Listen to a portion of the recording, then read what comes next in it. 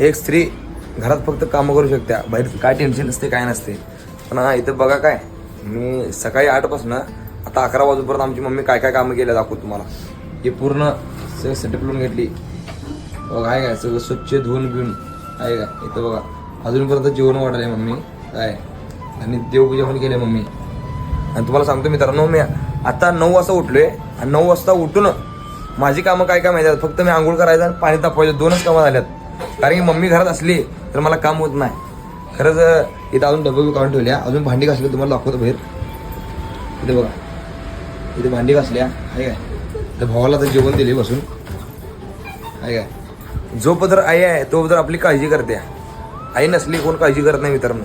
आणि आमच्या पाहुणाले 2 जण तिने म्हणतात भांडी घासा काय. बघ भांडी घासली तिने म्हणतात दादा तू व्हिडिओमध्ये भांडी घासतो, आता पण भांडी घासतो आणि फरशी धू असं म्हणल्यात. पण मम्मी घरात असली जास्त मी काय काय करा बघत नाही, मम्मी लावत पण नाही. म्हणून आमची आई बघा एवढं कष्ट करते का नाही खरंच. आई घरातली कामं करणं चेष्टा नाही मित्रांनो,